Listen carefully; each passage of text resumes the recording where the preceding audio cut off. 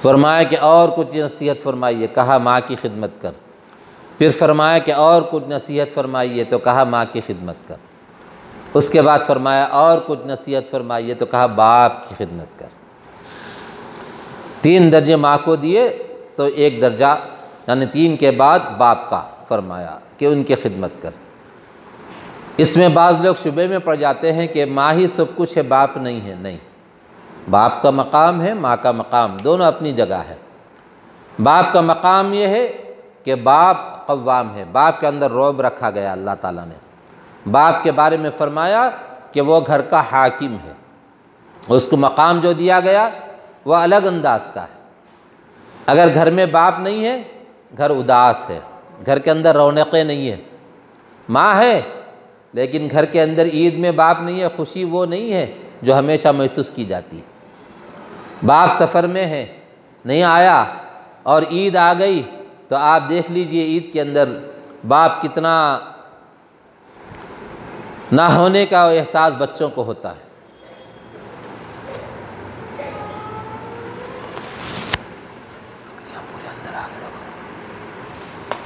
तो बाप का मकाम और मर्तबा इतना ज़्यादा है कि आदमी तसव्वुर नहीं कर सकता। माँ माँ माँ, बहुत से लोग सिर्फ माँ के बारे में कहते हैं कि माँ माँ माँ, बस ये लोगों का ख्याल है। ऐसा नहीं, माँ भी अपनी जगह है, बाप भी अपनी जगह, दोनों का मकाम अपनी जगह है। बाप का मकाम भी अपनी जगह, माँ का मकाम भी अपनी जगह। माँ के कदमों के नीचे जन्नत है, बाप जन्नत का दरवाज़ा है। अगर माँ को खुश रखा, जन्नत मिली, दरवाज़ा बंद रहा, बाप को सताया, तो जन्नत में जाएगा कैसा? बाप को भी खुश रखना, माँ को भी खुश रखना। वला तकुल लहुमा उफ़्फ़िन वला तनहरहुमा वकुल लहुमा क़ौलन करीमा। क्या फरमाया अल्लाह ताला ने कुरान करीम में कि जब बात करो माँ बाप से, उफ़ ना कहो उनको, वला तनहरहुमा, झिड़को नहीं, जाओ जी जाओ, नहीं करते जाओ जी जाओ, ये झिड़कना। छोटे बच्चे कैसा, जवान बच्चे भी, और बात तो ये है कि शादी होने के बाद भी नहीं सोचते कि शादी के काबिल किसके गोदों में पलकर बड़ा, शादी के काबिल बना तो किसकी गोद में, जवान हुआ तो किसकी रहबरी में, किसकी खिदमत के साथ जवान हुआ, नहीं सोचता, लेकिन झिड़कियाँ देता है। एक जगह ऐसे ही हुआ कि माँ बाप को सताया उसने, और ऐसा सताया कि ताज्जुब हुआ, हैरत हुई मुझे कि बच्चा कहने लगा कि तुम मेरे बारे में ऐसा बोले ना, इसकी पनिशमेंट दे तो मैं तुम्हारे को बोल रहा माँ को। तो मैं ताज्जुब में पड़ गया कि, और मुझे बड़ा गुस्सा आया कि पनिशमेंट तुम दोगे। अगर माँ हाथ उठा के अल्लाह से मांगी तो दुनिया में पनिशमेंट मिल जाती, सज़ा मिल जाती दुनिया में।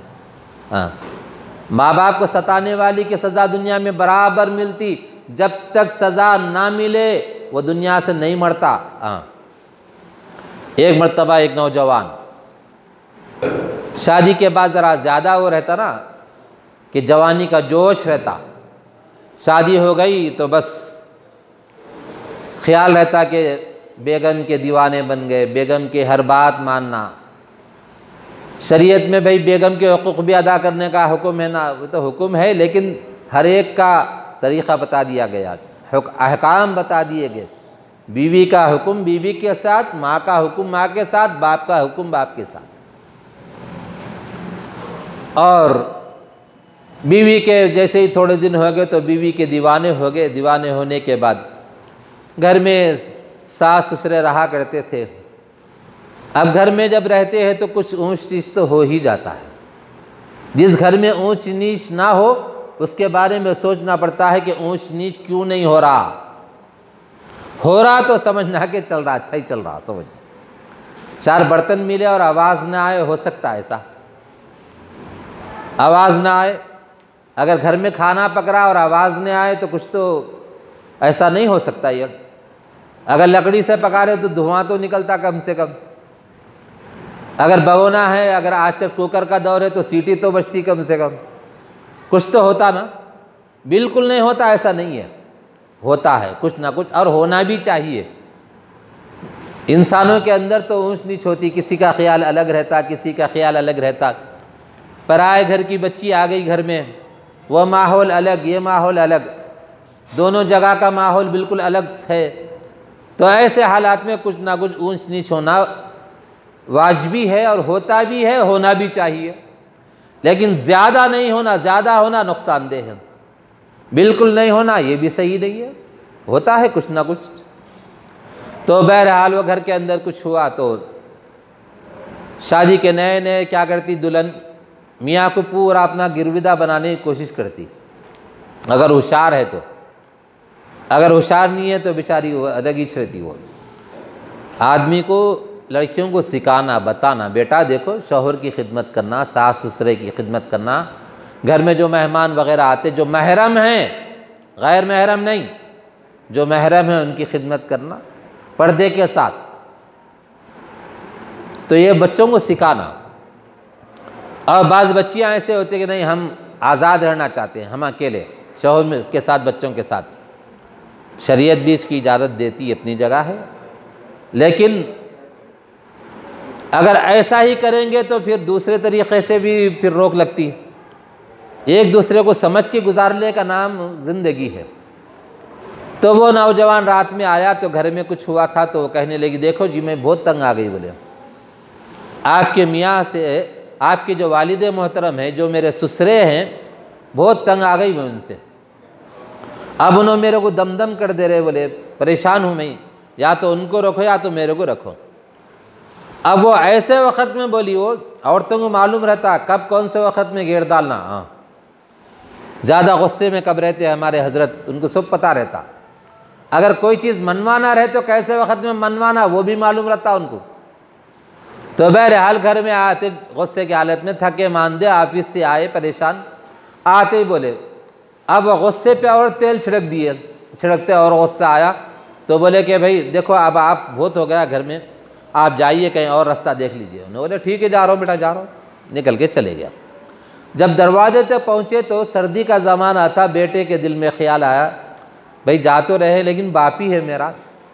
तो एक कंबल थी घर में, कंबल उठा के दे दिए, वो फेंक दिए उधर, जाओ ये कंबल ले लेके जाओ, बेटा ये कंबल है, जाओ दादा जान को दे दो, सर्दी का ज़माना है, जा भी रहेंगे तो ज़रा गर्म ओढ़ लेके सो जाते, ये कंबल दे दो।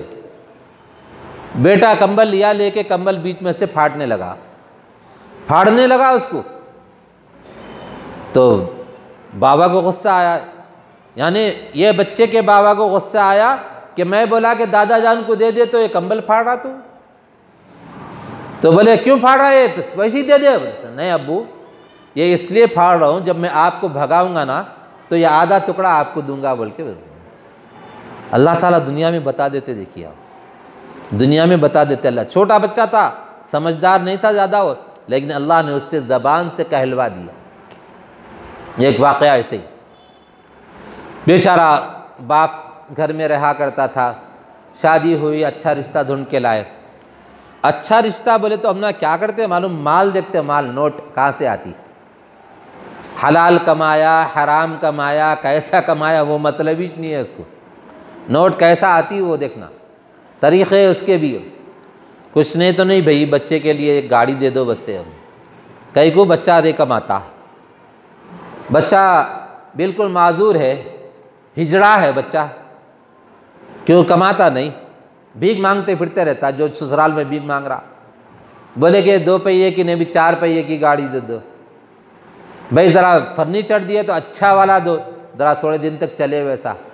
क्यों नहीं खरीद सकता, घर में बीवी को लाया, पराए घर की लड़की को महर बन के लेके आ रहा, तो ला रहा तो वो आदमी अपने घर के अंदर एक पलंग का इंतज़ाम नहीं कर सकता, बिस्तरे का इंतज़ाम नहीं कर सकता, बच्ची को रखने के लिए इंतज़ाम नहीं कर सकता। तो ऐसा मर्द क्या मर्द है वो, क्या हैसियत है उसकी। लेकिन बस ससुराल से जो आए बस वही होना हमको। सोचो कैसे कैसे तरीक़े से हम लोग लेते। और याद रखो, जो आदमी ससुराल के माल पर राल टपकाता है वो कभी दुनिया में खुश नहीं रहता। लाने वाली जब लाती ना तो उसको भी जाम रहता है, क्या है जी तुम्हारे पास, सब मेरे बावाजान का दिए सो है। और बाज़ दफ़े तो हैरत होती कि आदमी ससुराल से जो लेता है तो दूल्हा जो कपड़े बनाता है वो भी ससुराल के पैसों से, हद है।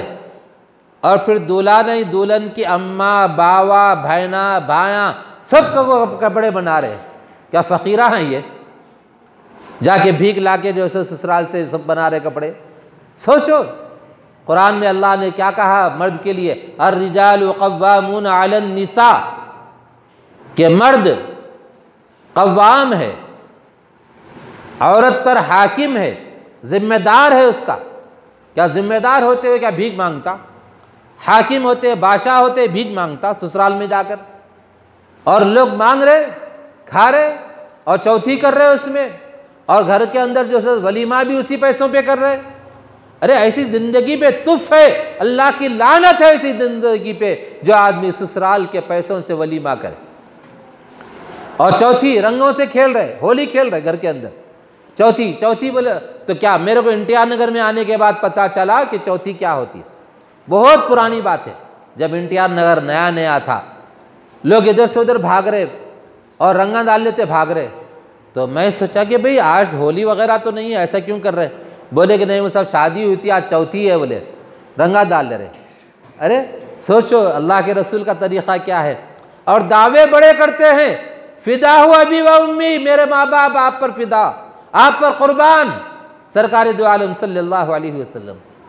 अरे अपने ख्वाहिशात को कुर्बान नहीं कर सक रहा तो क्या अपने माँ बाप को कुर्बान करेगा? ज़रा सोच।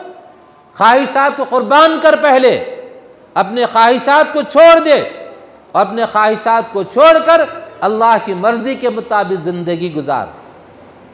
अल्लाह के रसूल सल्लल्लाहु अलैहि वसल्लम ने निकाह कितने किए? 11 निकाह आपके हुए। अपनी बेटी का निकाह भी किया, तो आपने क्या दिया? आपने क्या लिया उधर से? कुछ नहीं लिया आपने। और शादी के साथ निकाह। और हज़रत अब्दुर्रहमान इब्न औफ के बारे में आता है कि निकाह के बारे में आपने निकाह किया, सरकार की मजलिस में हाजिर हो गए, उनके कपड़ों पर मखसूस किस्म का रंग लगा हुआ था। पूछा कि क्या अब्दुर्रहमान ये रंग तुम्हारे कपड़ों पर लगा हुआ है, क्या निकाह किया तुमने? तो कहा हाँ या रसूलुल्लाह सल्लल्लाहु अलैहि वसल्लम, मैंने निकाह किया है, रात निकाह किया। तो फरमाया कि मुबारक तुमको, यही नहीं कहा कि मुझे नहीं बुलाया आप, मैं अपने वक्त का रसूल हूँ, नबी हूँ, मेरे को बुलाए बगैर कर लिए तुम। ये अल्लाह के रसूल ने नहीं फरमाया। ये बूढ़े जो लोग होते ना, दादा दादी, नाना नानी, खाला खालू, चिच्चा चाची, मामुआ, अरे हमारे को बुला के बगैर कर लिए तुम। अरे शादी तो इतनी सादगी के साथ होती थी, सरकार दो आलम भी शरीक नहीं हो इसमें, निकाह हो गया, सरकार मुबारकबादी दिए खुले दिल से। आज कर सकते हम लोग? चाहे तो कर सकते, नहीं चाहे तो नहीं कर सकते। ऐसे सादगी के साथ शादी होना। 2 आदमी गए, दुल्हन को ला लिए, शादी हो गई। अल्हम्दुलिल्लाह हमारे घरों में ऐसे ही होता। हम अल्लाह की नेमत के तौर पर तहदीस बिन निअमा कहते हैं अरबी में इसको, नेमत पर शुक्रिया अदा करना अल्लाह ताला का। हमने वैसे ही किया। हमारे भाइयों की शादियाँ, बहनों की शादियाँ, और ख़ुद मेरी शादी, मेरी बच्चियों की शादियाँ वैसे ही किए। गए 2-4 औरतें, दुल्हन को ला लिया, ख़त्म, निकाह कर दे। अलबत्ता वलीमा अपने इस्तात के मुताबिक करे। वलीमा करने की गुंजाइश है। वलीमे के अंदर जितने आदमी को तुम आसानी से बुला सकते हो बुला लो, जितनी गुंजाइश है, लेकिन कर्जा लेके करो ये नहीं। और उसमें फूल का हार लेके जा रहे, और शादी एक की हो रही है, खुशी एक को अलग ज़्यादा हो रही है। भाई दोस्तों की क्या खुशी की खुशी, और चंदा करके फूल के हार ले जा रहे। 10-12 बच्चे मिलके चंदा करके बड़ा फूल का हार लेके जा रहे हैं। डांस भी कर रहे हैं उसमें। डांस कर रहे तो हालत ये है कि नीचे का जो जींस पैंट है इतना छोटा है, ज़रा झुका तो सब दिख रहा पीछे का पूरा, ये हालत है उसकी। अब छोटा पैंट पहन के, और बिल्कुल ऐसा दिख रहा जैसे ऊपर जैसे गिलाफ चढ़ा दिए, क्या सॉक्स पहनाए क्या कपड़ों के, ऐसे टाइट कपड़े पहन के नाच लेते जा रहे हैं।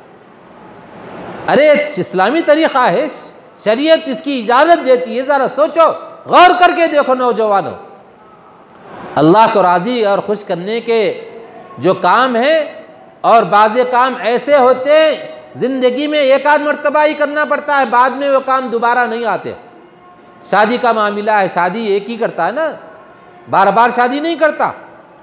तो बाद सुन्नतें ऐसी है जो ज़िंदगी में एक मरतबा करने की होती हैं और मौके पे करने की होती है, और मौके पे नहीं करा तो फिर ज़िंदगी भर वो सुन्नत नहीं कर सकता। हज़रत मौलाना शाह जमालुर रहमान साहब दामत बरकातुहुम ने एक मिसाल देकर फरमाया, गाँव वाले अच्छी तरह से जानते हैं, देहातों के अंदर बड़े बड़े कुएँ होते हैं, बौलियाँ होती हैं, बौली के बाजू में बड़े बड़े झाड़ होते हैं, और मछली का शिकार करने वाले क्या करते मालूम, ऊपर बंदूक लेके बैठते थे और बैठ के मछली अपने हिसाब से दरिया में, वो कुएं के अंदर होती है तो सांस लेने के लिए ऊपर आती है, ऊपर आके सांस लेके फिर नीचे चले आती है। अब उसको आम तौर पे अपनी ज़बान में उसको बुड़बुड़ा लेना कहते हैं, बुड़बुड़ा छोड़ना, यानी फुग्गे छोड़ती वो। जैसे ही सांस लेती तो उसी लम्हा फैर करता वो, फैर करते मछली मर के ऊपर आ जाती वो। अगर ज़रा भी देर किया, चंद सेकंड भी देर किया तो फिर वो फैर नहीं कर सकता, वो मछली हाथ को आने वाली नहीं। वैसे ही बाज़े काम ऐसे होते हैं जो उसी वक्त करने के होते हैं, अगर उस वक्त में नहीं किया, बाद में करना चाहा तो नहीं कर सकता। याद रखो, शादी के मौके पे सुन्नत जो तरीक़ा है मस्जिद में करना, ये सुन्नत है। लेकिन बाज़ लोग क्या कर रहे हैं, मस्जिद में निकाह कर रहे, निकाह करने के बाद मस्जिद से जाके बाद में सब कर रहे, बड़ा स्टेज सजा रहे और फूलों की भरमार उसमें, और पूरे वीडियोग्राफी कर रहे, लेडीज़ की भी वीडियोग्राफी कर रहे, ना पर्दे का ख्याल है ना किसी चीज़ का ख्याल है, और लेडीज़ के अंदर जो सो जेंट्स वेटरों को रख के खाना खिला रहे। अरे अपनी औरतों की कदर करो, गैर आदमी अपनी औरतों को देखे, ये कैसा मुनासिब, कैसा दिल गवारा करता है। आकिल साहब रहमतुल्लाह अलैह फरमाया करते थे कि घर में वीडियोग्राफी कर रहे, दुल्हन के अंदर जो सेक्शन है वहाँ पे भी जाके वीडियोग्राफी करता हूँ, और दुल्हन को खड़ा करके दूल्हे मियाँ करीब भी नहीं गए, जाके सूरत भी नहीं देखे, उससे पहले पहले वो वीडियोग्राफर सब देख के आता करते, ज़रा ऐसा किरास ठहरो जी तुम, ज़रा ऐसा करो, ज़रा दुपट्टा पीछे हटाओ, ज़रा ऐसा करो, नाक नहीं दिख रही बराबर, ज़रा किरास हो जाओ। यानी जितने लुक हो सकते हैं, जितने तरीक़े से दुल्हन को देख सकता ना, पूरा देख के आता उन। ये हिजड़ा बाहर बैठ के रहता वहाँ पे। अब दूल्हे मियाँ, आप बोलेंगे हिजड़ा बोल दिया वो साहब, अरे दूल्हा अगर रहा तो गीरत कहाँ गई, फिर हिजड़े के बराबर ही छे उन। इस वजह से कि भाई दूसरा आदमी अपनी बीवी को गौर करके देख रहा और पूरे तरीक़े से देख रहा, हर जाविये से देख रहा उसको, और पूरे वीडियोग्राफी कर रहा, और बैठा हुआ वहाँ पे मज़े में। और दूल्हे के लोग भी है, दूल्हे की अम्मा भी है, दूल्हे की भाई बहना भी है, सब है, देख के खुश रहे। नहीं जी अम्मा ज़रा ऐसा हटो, ऐसा हट के ठहरो, ज़रा ऐसा ठहरो, ज़रा पल्लो पीछे हटाओ जी अम्मा।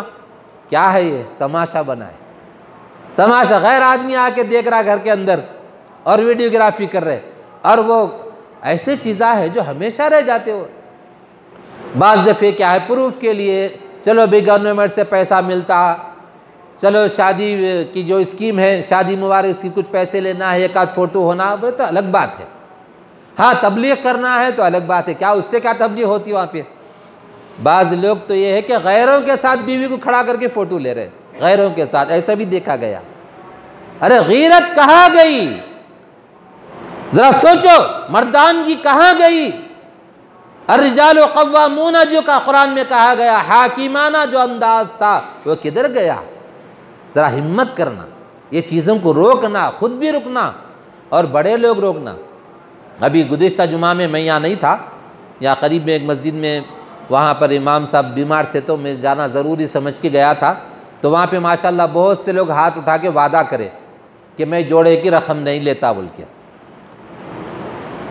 तो यहाँ पे भी कोई उठा सकते ऐसा, ज़रा उठा के देखो, जोड़े की रकम नहीं लूँगा, जहेज़ नहीं लूँगा, ज़रा हाथ उठा सकते तो उठाओ। एक माशाल्लाह, एक इतनी बड़ी मस्जिद में 1 2 3 4 5 6, छोटा बच्चा भी उठा रहा होता है, मालूम मियाँ कह के वास्ते उठा रहे। हाँ अच्छा, एक बड़े हजरत भी उठा रहे।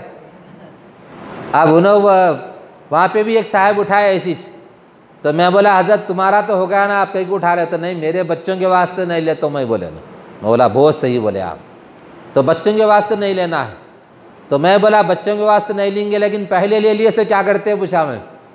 तो नहीं मैं साहब वापस कर देता हूँ मैं भी बोले। तो वापस करने वाले भी होंगे ना इसमें, इंशाअल्लाह तो बोलो। अल्लाह सबको मालूम हो जाता कौन कौन लिया, अगर हाथ उठाने लगा है तो मैं, इसलिए सब मिल के इंशाअल्लाह बोलो, खामोशी से अदा कर दो ससुराल में जाके कि भाई देखो उस ज़माने में नहीं मालूम था मैं लिया, उस ज़माने की जो रकम अब जो बन रही ना जोड़े की बोल के नहीं, जो भी है भाई जाओ हज कर लेके आओ, उम्रा कर लेके आओ बोल के वापस लौटा दो इंशाअल्लाह। लेकिन आज ज़रा मजमा कम है, वादा ले रहे लेकिन लोग मजमा के हिसाब से हाथ उठाए, और बहुत से लोग सोच रहे अगले जुमा में हम हाथ उठाएंगे, लेकिन हाथ उठाना कहीं को अल्लाह के सामने सच्ची नीयत से इरादा कर लिए तो बस से बोल के भी बात सोच रहे होंगे। लेकिन याद रखो दुल्हन वालों को सताना अच्छी बात नहीं है। हज़रत मौलाना शाह जमालुर रहमान साहब दामत बरकातुम फरमाने लगे, दूल्हे का बस चला तो घर को भी पहिए लगा लेके खींच लेके जाता, बोले मकान को भी ससुरे के पहिए लगा लेके तैरा और उसको लगा के खींच लेके जाता था, बोले उतना बस चलता था, बोले ऐसे हालत हो गई हमारी। और हमारी बच्चियां कितनी हैं जो जल के मर रही, खुदकुशी कर ले रही, दरिया में गिर रहे, बौलियों में गिर के मर जा रहे। ज़रा सोचो इसका वबाल किस पे है। वो कर रहे सो गलत है, वो आप सोचेंगे वो कर रहे सो सही नहीं, वो हराम है, हराम, खुदकुशी हराम है, लेकिन सबब क्या है ज़रा वो सोचो। इसलिए हम लोग कोशिश करना कि ज़्यादा से ज़्यादा इसको आम करें और अपनी शादी सादगी के साथ करना, मस्जिद में निकाह करना, और शादी खाना वगैरह लिए घरां छोटे हैं तो ले भी सकते, गुंजाइश है, लेकिन शान में नहीं जाना, झूठी शान में, और जेब में कौड़ी नहीं है झूठी शान करने निकले, बाज़ ऐसे भी रहते। यहाँ हमारे ऑफिस के अंदर एक मसला आया था, मियाँ बीवी की लड़ाई हुई, झगड़ा हुआ, और शौहर साहब टाई हुई लगा के सूट वूट पहन के इंशन उशन करके ज़बरदस्त बैठे हुए थे, तो वो औरत निकाब वगैरह लगा के थे। मल साहब इन्होंने इतना देखने में इंशन उशन करके टाई भी लगा के मल साहब अंदर ले आके बन के मारे तो जेब में से 10 रुपये नहीं निकल के मल साहब बोल रही होंगी, क्योंकि उसको मालूम है घर में कितना खिलाते, क्या देते, क्या नहीं देते, शाम में क्या मारते वो भी मालूम है उनको। तो बहरहाल बोलने का मतलब ये है कि सब मालूम रहता उनको, जेब में कौड़ी नहीं है, शान बगा रहे, कर्जे लेके निकाह कर रहे, नहीं, जो अपनी गुंजाइश है उसके हिसाब से कर लो। शरीयत इसकी ही इजाज़त देती है, ज़्यादा शान की इजाज़त नहीं देती, रियाकारी बोलते हैं उसको, दिखलावा। तो अब 3 वादे हैं इस वक्त में। पहली चीज़ ये है, बड़े लोग हैं तो अपने बच्चों के शादी में जहेज़ भी नहीं लेना, जोड़े की रकम भी नहीं लेना, एक वादा ये करे। दूसरा वादा नौजवान बच्चे करे कि हम जहेज़ भी नहीं लेंगे, जोड़े की रकम भी नहीं लेंगे। तीसरा वादा यह है कि लिए सो वापस करेंगे, जब ले लिया बोल साहब खर्चा कर लिया, अब कहाँ है बोल साहब, बोले तो कम से कम ज़रा माफ़ी तो चाह लेना, भाई गलती हो गई, मैं ले लेना था, ले लिया, जाओ माफ़ कर दो बोल के तो बोल लेना कम से कम, या बाद में है तो दे देना। एक साहब बोले बोल साहब आप ऐसे वक्त बोले बोल साहब ना हमारे सास है ना ससुरे, दोनों भी चले गए, बोले अब क्या करूँ। तो मैं बोला उनके नाम पे खैरात करो, दोनों के नाम पे बोला खैरात कर सकते हैं, अल्लाह ने दिया है, अगर नहीं तो माफ़ी चाह लेना, अल्लाह मालूम नहीं था मैं कर लिया, अल्लाह मुझे माफ़ कर दिया, करेंगे ना इंशाअल्लाह। ज़रा ये तो ज़ोर से बोलो इंशाअल्लाह। और एक चीज़ ये है कि यहाँ शब बारात को इतवार के दिन बयान होगा, उस दिन नमाज ज़रा सा देर से रहेंगी इंशाअल्लाह, और मैं समझता हूँ उस दिन हमारे पास में 10 बजे 10:30 बजे नमाज रखेंगे इंशाअल्लाह। सब आराम से दुआ भी होंगी, उस वक्त में दुआ में भी आई, मेरे बच्चे का भी बयान इंशाअल्लाह हुआ तो होगा, मुफ्ती साहब का बयान भी होगा, आप लोग तशरीफ़ लाइए, ख़वातीन का भी इंशाअल्लाह इंतज़ाम रहेगा। आप हज़रात इसको दूसरों तक भी बता दीजिए इसको। बहरहाल 2:15 हो गए, आप हज़रात से गुजारिश है कि जो सुन्नतें हैं सुन्नतें पढ़ लीजिए।